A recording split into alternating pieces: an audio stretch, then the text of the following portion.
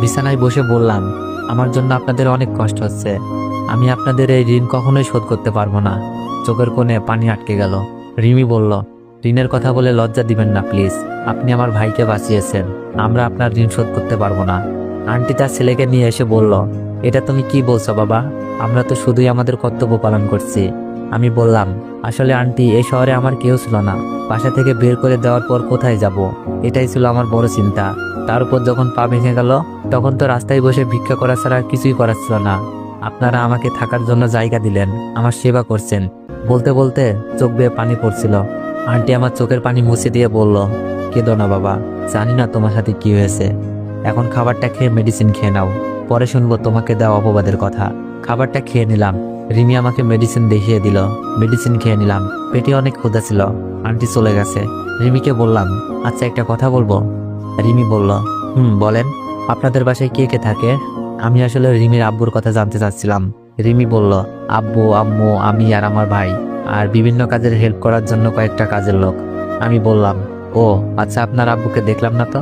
রিমি বলল, আব্বু ব্যবসার কাজে বাইরে গেছে, আসতে 10-12 দিন লাগবে। আমি বললাম, আপনার আব্বু যদি দেখে আমাকে বাসায় তুলেছেন, রাগ করবেন না? রিমি বলল, না, কারণ আব্বু যখন শুনেছে আমার ভাইকে বাঁচাতে গিয়ে আপনার পা ভেঙে গেছে, আব্বু বলেছে আপনাকে বাঁচাতে যা করতে হবে তাই করার জন্য। রিমির কথা শুনে মনে হলো এই পরিবারের সবাই এক একটা রত্ন। রিমি বলল, আচ্ছা আপনি ঘুমান, পরে কথা হবে।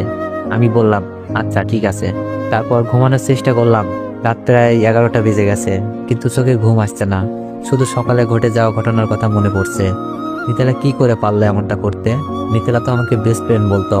অনেক রাত হয়ে যায়, ঘুম হয় না। কখন ঘুমিয়ে যায় জানি না। সকালে ঘুম থেকে উঠি রিমির ডাকে, এই যে উঠেন, 10টা বেজে গেছে, নাস্তা খেয়ে মেডিসিন খেতে হবে। মনে হচ্ছে ওরা আমার সুস্থতার জন্য সর্বোচ্চ সেবা দিচ্ছে। আমি বললাম, ও কেমন আছেন? রিমি বলল, আলহামদুলিল্লাহ। আপনার পায়ের ব্যথা কমছে? আমি বললাম, মনে হয় কমেছে।